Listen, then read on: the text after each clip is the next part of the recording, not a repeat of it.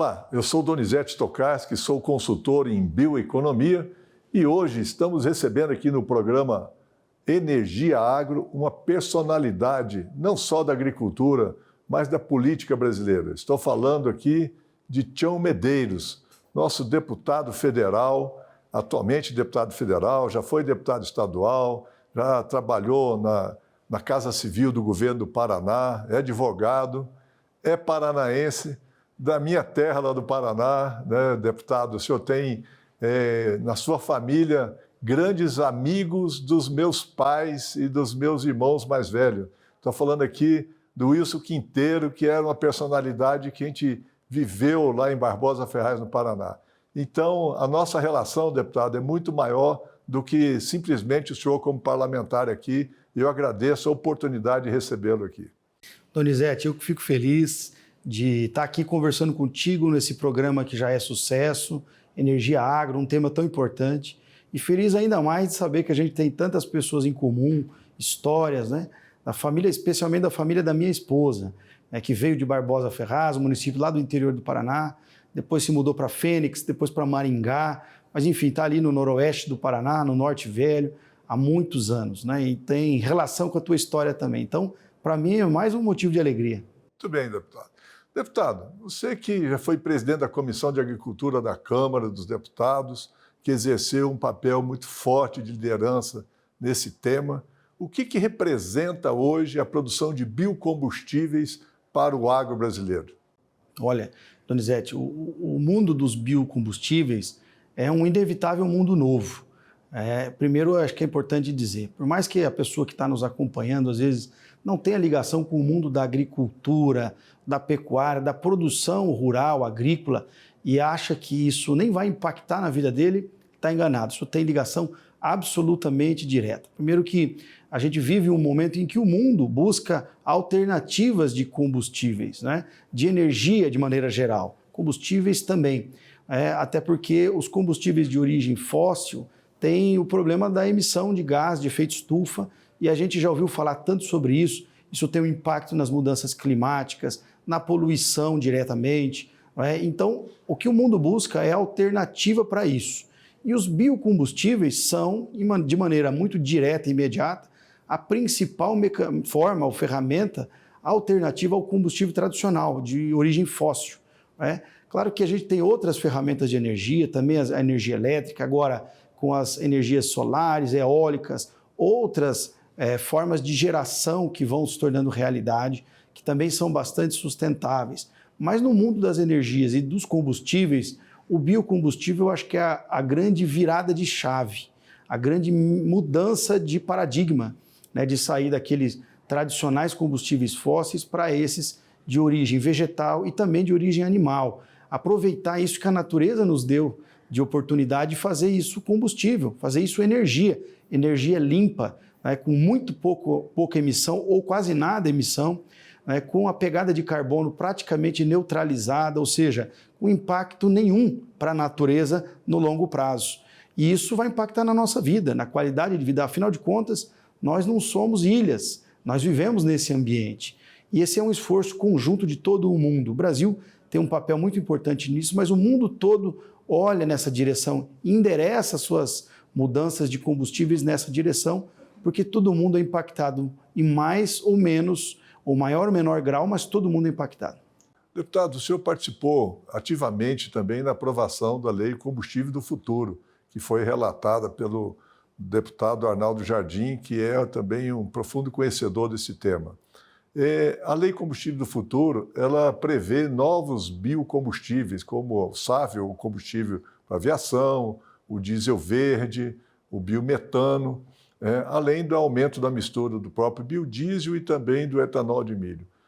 O que a população pode esperar com a implementação dessa lei no ponto de vista não só de produção de combustível, de biocombustível, mas também da industrialização brasileira a partir do uso desses biocombustíveis? Olha, Donizete, primeiro aqui fazer um registro público e verdadeiro da capacidade do talento do deputado Arnaldo Jardim. esse é um mundo muito próprio, muito particular e que poucos deputados têm o domínio, o conhecimento e a profundidade que tem o deputado Arnaldo. Então, acho que o tema não poderia ter sido tratado por alguém melhor do que ele. Ele sim é um profundo conhecedor. Eu estou ainda iniciando essa caminhada. Mas dizer que, como a tecnologia avançou muito, ao longo desses últimos anos, novas rotas tecnológicas foram desenvolvidas e permitindo chegar a partir de derivados de origem tanto vegetal quanto animal em combustíveis que antes, no passado, não faziam parte do nosso dia a dia, né? O SAF, que é o combustível da aviação, imagina um combustível da aviação sustentável. Isso é muito legal e a aviação queima muito combustível. E isso também faz parte do quanto mais desenvolvida é uma sociedade, maior a capacidade de mobilidade. E o avião é a ferramenta fundamental. Então a gente não quer que as pessoas voem menos, ao contrário, a gente quer que elas voem mais, mas com combustível que polua menos ou que seja mais sustentável do ponto de vista ambiental. E aí a SAF é a grande solução. Mas também tem outros combustíveis, outros biocombustíveis, o próprio diesel verde, que já existe tecnologia para isso, mas ainda não está escalado em nível comercial e por isso os custos ainda não estão acessíveis. Mas é um diesel de origem totalmente vegetal e não é biodiesel, é diesel, o R100. Então isso é muito legal e eu fico muito feliz como alguém ligado ao agro de ver o quanto o agro pode ser a ferramenta de transformação da nossa sociedade e do mundo. Não só na alimentação, mas também fornecendo combustíveis alternativos e com um impacto ambiental praticamente negativo, nenhum. Então a gente vai viver nos próximos anos uma migração daquilo que a gente achou que nunca deixaria de ser a única fonte de energia, o combustível fóssil, para um combustível sustentável, e que diminui ou quase não tem emissão de gases de efeito estufa, diminui essa dependência do fóssil, valoriza, incentiva e confirma a agricultura como uma forma, um setor estratégico da economia. Por isso a agricultura protagonizando, além da parte alimentar, também a parte de energia. Isso é fundamental. E o Brasil, que tem no seu DNA essa vocação de produzir, esse talento, esse conhecimento, vai ter mais uma fonte de renda para o produtor, porque ele vai também vender energia. Deputado, no estado do Paraná, nós temos lá um exemplo grandioso de investimento nessa área de biocombustíveis. Lá no município de Lapa, a indústria Potencial, ela já é a maior unidade de produção de biodiesel do país, vai se transformar como uma das maiores do mundo, né? E também ela está investindo no esmagamento e, pelo que consta, vai também montar uma indústria de etanol de milho. Veja só a dimensão e o quanto isso fortalece a agroindústria nacional e, ao mesmo tempo, produz outros produtos além dos biocombustíveis.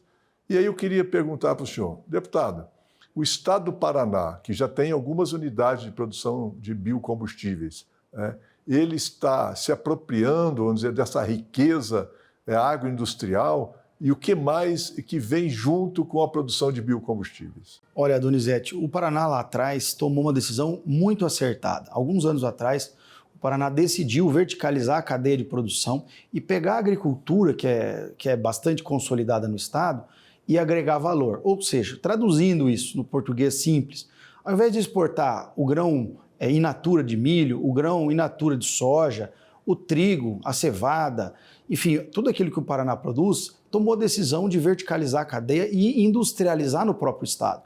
E ao invés de vender o milho, vender ou o óleo, ou o produto final, a margarina, ou então fazer a cadeia completa do frango, por exemplo, da suinocultura, da avicultura, da piscicultura, e vender o produto final acabado. Já vendeu o peixe, a proteína do milho que se transformou na ração junto com a soja, e já vendeu então com valor agregado maior, o frango, o suíno, ou até o boi, o gado de leite, que é forte no Paraná também. Então essa foi uma decisão muito acertada, porque primeiro precisou industrializar o estado para que ele pudesse agregar esse valor. Então hoje a agroindústria faz parte do interior do Paraná, com muita força mesmo. Isso foi puxado pelas cooperativas, sim, é verdade. O modelo cooperativista funciona e funciona muito bem no Paraná. Das 10 maiores cooperativas do país, 6 são paranaenses. no ramo agrícola, porque o cooperativismo trabalha em praticamente 7 eixos, mas o eixo agrícola, o Paraná é bastante protagonista, mas também algumas indústrias conseguiram absorver essa oportunidade, entender esse movimento do Estado, como é o caso da Potencial. A família Hammer, né, do seu Arnoldo Hammer, faz um investimento lá grandioso na Lapa, que é um município muito próximo a Curitiba, para quem está nos acompanhando, e ele faz esse esmagamento do grão. Faz esse esmagamento, transforma em biodiesel e fornece biodiesel em grande volume para o país. É um grande industrial que entendeu que a produção pode ter um valor agregado muito grande dentro do seu estado, e agora com esses combustíveis alternativos, com essa adicionalidade ainda maior, o B14, nós vamos chegar no B15, B16, e com o combustível do futuro mirando aí o B25 em alguns anos para frente. Então, nós vamos adicionar 25% de biocombustível no diesel. Isso é maravilhoso, isso vai demandar um volume de produto agrícola muito grande. Então, o produtor vai saber que tem demanda para o seu produto, para além da agricultura convencional alimentar, então para a energia, e que a indústria também está enxergando aí essa grande oportunidade. O Potencial viu isso, está investindo pesado, entendeu essa alternativa que a lei está impondo. Quando a gente faz essa mudança na lei, isso impacta diretamente na vida das pessoas, e as empresas que estão atentas a isso, elas captam essa oportunidade. Os combustíveis fósseis vão ficar cada vez mais caros. E eu sei que ainda no dia de hoje, o combustível e o biocombustível ele é mais caro que o fóssil. Mas isso num horizonte de prazo maior, isso vai se inverter. Pela questão da sustentabilidade, pela questão também da parte ambiental. Essa conta ambiental vai chegar. E por isso, quem enxergar isso antes, sair na frente, vai ter mais oportunidades. Eu acho que o Paraná entendeu isso muito bem.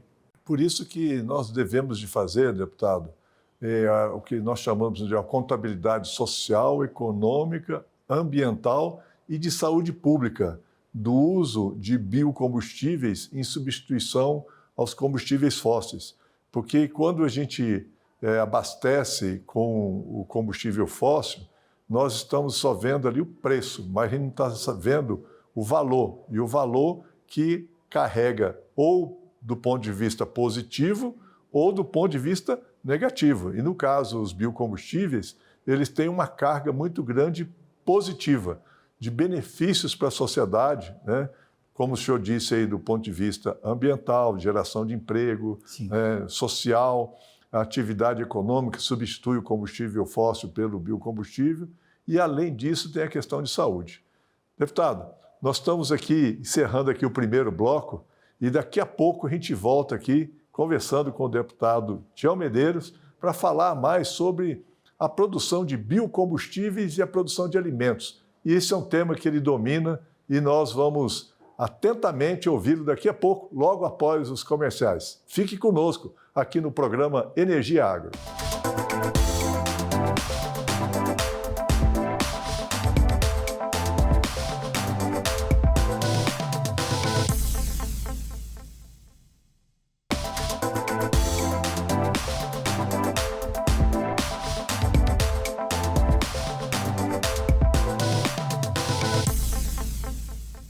Voltamos aqui no programa Energia Agro e hoje estou conversando aqui com o deputado Tião Medeiros, nosso conterrâneo lá do Paraná.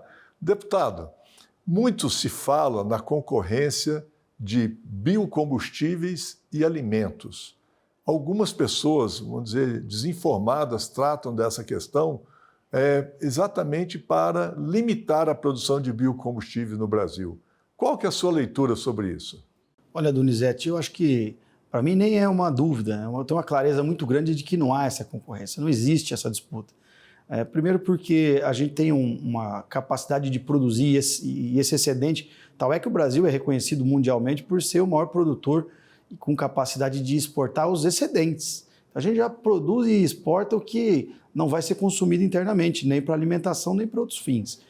E o que a gente tem de oportunidade ainda de expandir, tanto horizontal quanto verticalmente, a nossa produção é muito grande.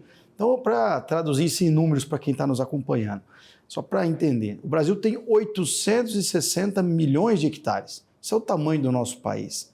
Sabe quanto a gente tem de agricultura instalada? Agricultura, 44 milhões de hectares. As consultorias falam em 77 e 80, porque uma boa parte faz a primeira e a segunda safra. Isso é como o campo de futebol que cedia um jogo de dia e um jogo à noite, mas o campo é o mesmo. Então a gente tem só 44 milhões de hectares no Brasil com agricultura já instalada, consolidada. E a gente tem um potencial de expansão de pelo menos mais 80 milhões de hectares com alta aptidão para agricultura em áreas que hoje são de pastagem. Eu não estou falando aqui de supressão, de derrubada de mata, de abertura de novas áreas, não. Eu estou dizendo de conversão de pastagem em agricultura. Então a gente pode ainda triplicar nossa área física que a gente tem no país hoje para a agricultura sem derrubar uma árvore. Isso é maravilhoso, isso é grandioso, isso é espetacular. E o mundo não tem isso. Quem tem ali é a África subsaariana, para baixo do Saara, mas eles têm um problema cultural, étnico ainda muito anterior a nós, tem um problema fundiário, que eles têm também uma questão de ter a cultura de produzir. Então eles vão ainda demorar bastante para ter ainda produção nos níveis que nós temos. Nós já temos uma sociedade preparada para produzir, temos o agricultor com esse espírito, com esse conhecimento, com essa cultura já instalada no DNA do brasileiro e temos área, muita área. Então a gente vai expandir. Quem acha que vai faltar área para produzir alimento está enganado, não conhece o Brasil. E a gente ainda tem o crescimento que é o chamado vertical, que é crescer a produção por hectare. Eu me lembro, Donizete, que no passado, um produtor que fazia 60 sacas de soja por hectare era um herói. Era um grande produtor em qualidade. Depois foi para 70 sacos. Aí depois a gente já ouviu falar em 80. Nessa última safra, 24, 25, a gente teve inúmeros proprietários, aí, produtores, que têm já consolidado as suas áreas com mais de 100 sacos por hectare. Então a gente teve na mesma área um aumento de produtividade muito grande, graças às estratégias agronômicas, à biotecnologia, e aí vem os bioinsumos que deram um up, que deram uma evoluída na produção muito grande, novas estratégias agronômicas, o plantio direto por cobertura, enfim, uma série de coisas que propiciaram esse aumento de produção por hectare. Então vai continuar a aumentar por hectare, né? Então, e a gente tem também, principalmente os biocombustíveis de origem animal, que são restos de gordura, de sebo, né, que a indústria não processa e vai ser descartado. Então, o biodiesel é a melhor alternativa para esse descarte. Né? Ou vai ser compostado aquilo ou vai ser feito biodiesel. Então, se engana quem acha que esse biocombustível é concorrente da alimentação. Eu, por uma curiosidade agora, uma particularidade da minha vida, eu fui muito em frigorífico. Meu pai matava boi quando comprava e matava boi. E eu, menino, acompanhava os abates, né? E quem já acompanhou um abate no frigorífico sabe o quanto é tirado das vísceras de dentro do gado, né, das áreas menos que não tem uma destinação comercial, a gordura visceral, a banha, o sebo, tudo isso vai para o biocombustível. Assim como o couro vai para a curtição, o rabo do boi vai virar pincel e pouca gente sabe, né? E tem assim o fel do boi vai para a indústria farmacêutica, são subprodutos que têm outros destinos para além da alimentação. E o sebo de origem animal é a mesma coisa, vai para o biocombustível. Então não é concorrente de maneira alguma, são coisas absolutamente distintas. Além disso, é importante destacar que uma indústria de biocombustível não é só uma indústria que produz energia líquida, vamos chamar assim, né? Ela produz diversos outros produtos. Por exemplo, o senhor falou aí da indústria de biodiesel. Ao processar a soja, tem o farelo e tem o óleo. O óleo, as pessoas não comem mais óleo do que já estão comendo, né? Já consomem e cada vez mais as pessoas diminuem o consumo de óleo, né, na sua alimentação por diversos fatores. Mas o farelo vira ração. Animal. E a ração vira proteína.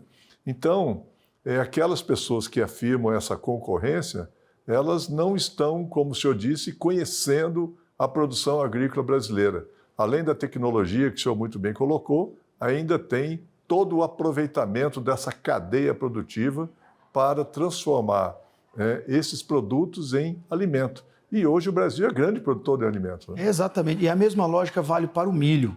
A gente tem o etanol de milho, que é um combustível sustentável, que é um combustível limpo, que é um biocombustível, né? Que agora está crescendo demais o etanol de milho, de origem de milho, porque sempre teve tradicionalmente de cana. E agora o etanol de milho já tem aí uma parcela super expressiva e importante do mercado brasileiro. E o DDG, que é o subproduto, também vai para a ração animal. Então o milho passa a ter uma função estratégica na energia brasileira, para produzir o etanol e a ração animal ao mesmo tempo, que é o seu subproduto. E é isso. Quem fala que concorre está enganado. A mesma lógica do farelo de soja se aplica também ao milho agora. E o Brasil produz alimento em grande quantidade. E como a gente tem muita terra, como a gente tem muita condição natural de ampliar isso, o mundo se preocupa, Donizete. E é por isso que, não raras vezes, a gente vê narrativas internacionais tentando depreciar o produto brasileiro, a produção agrícola brasileira, porque eles sabem que a hora que tudo isso estiver rodando, nós seremos imbatíveis na produção e na exportação de excedentes para o mundo todo, não é só para o Brasil.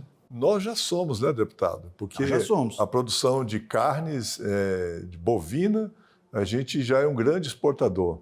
E, além disso, a produção de suínos, a produção de frango, ovos e derivados de leite, etc.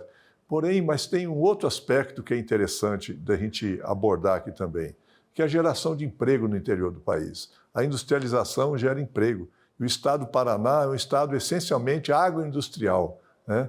E como que os biocombustíveis estão expandindo essa indústria no Paraná? Olha, você sabe que onde o agro é forte, pode ser no interior do país, em qualquer município, o agro é o responsável por ser um grande acelerador social. Ele leva a qualidade de vida, gera oportunidades, melhora a renda das pessoas, gera impostos, gera a cadeia da economia. Para quem está nos ouvindo. Minha cidade, que é uma cidade pequena, de médio porte, Paranavaí, no interior do Paraná, que vem da junção do rio Paraná com o rio Ivaí, a soma dos dois nomes é que deu o nome da minha cidade, Paranavaí. Tem, por exemplo, uma indústria muito grande de frango. Tem agora também um matrizeiro muito grande, um backup genético muito grande da suinocultura. Agora também indústrias de laranja, da citricultura e muitas indústrias de mandioca. Então, olha como que as cadeias produtivas do agro transformaram uma cidade média e pequena do interior numa cidade em que tem milhares de vagas de postos de emprego abertas todos os meses e não consegue preencher. A gente tem a indústria metal-mecânica que fornece para essa cadeia produtiva da mandioca, para a fécula, e aí, para quem não está muito ambientado, o Paraná, por incrível que pareça, é o maior produtor de fécula para fins industriais do Brasil. A mandioca de mesa no Nordeste é maior, a mandioca de mesa no Pará é maior. Para fins industriais, para fazer lá o sagu, a tapioca, o pão de queijo, enfim, a goma, que muita gente chama, o polvilho, precisa da indústria. Então, essa cadeia toda em torno da indústria da mandioca cresceu. Em torno da indústria da laranja, o suco de laranja, a exportação do suco concentrado, e, como eu disse, o frigorífico de frango, o de suíno. Então, a riqueza de oportunidades que o agro gera para o interior é inimaginável. E você tem cadeias inteiras, imensas, que geram muitas oportunidades de emprego. E, como eu disse, junto com isso, você gera a oportunidade da família se desenvolver naquela cidade, sem ter que despachar o seu filho para o grande centro, para um outro estado, para um outro lugar buscar oportunidade. Quando o agro vai bem no interior, a cidade vai bem, as famílias prosperam, querem ficar por ali, porque ninguém quer despachar e dividir a família em 2, 3 municípios, 5 cidades. A mãe quer ter os filhos perto, os filhos querem ter suas famílias ali também. Isso é muito prazeroso. Eu vejo as pessoas que vão embora das suas regiões e nunca é fácil ir embora de casa. Então, quando você tem uma região que o agro está bem consolidado, firme e forte, você tem pessoas mais felizes, que moram lá, se desenvolvem, têm oportunidade de crescer, ainda que no interior do país. Um operador de máquina, só para quem está nos ouvindo tem que ter a dimensão do que é isso, um operador de retroescavadeira hoje ganha de 7 a 9 mil reais. Um operador de colheitadeira ganha isso, 9, 8, 9 mil reais por mês. É um salário digno para morar no interior, que custa muito menos que morar na capital. E eu posso dizer isso porque eu moro em Paranavaí e moro em Curitiba, na capital, e estou aqui em Brasília também. Sei quanto é mais caro morar nos grandes centros. Para você comer, para você viver no interior é muito mais barato. E então, morar no interior é melhor do que morar na capital. Eu não tenho dúvida disso. E também hoje eu posso afirmar que onde o agro vai bem, as cidades vão bem, e as pessoas vivem melhor. Deputado, nós estamos falando aqui sobre as potencialidades do Brasil e daqui uns dias nós vamos ter a COP30 em Belém. O que o mundo pode esperar dos exemplos do Brasil aqui para a COP e o que o senhor imagina que nós teremos aí de mensagem ao mundo? Olha, Donizete, eu espero que todo esse esforço que a gente tem feito de transição energética, de descarbonização, dessa agricultura mais sustentável do mundo, que é a brasileira, possa ser reconhecido pelo mundo, especialmente aqui no Brasil, e que nossos produtos tenham um valor agregado diferenciado lá fora. Né? Que esse esforço que a sociedade faz de fazer todas essas mudanças em nome dessa mudança climática, desse respeito a esse novo momento que a gente está vivendo, tenha um valor agregado, que não seja só discurso, que o mundo, que os países de primeiro mundo paguem essa conta e que valorizem a forma com que o Brasil enfrenta essa mudança climática, esse processo de descarbonização e especialmente a transição energética que nós estamos protagonizando aqui no país. Muito bem, conversamos aqui com o deputado Tião Medeiros. Muito obrigado, deputado, pela oportunidade.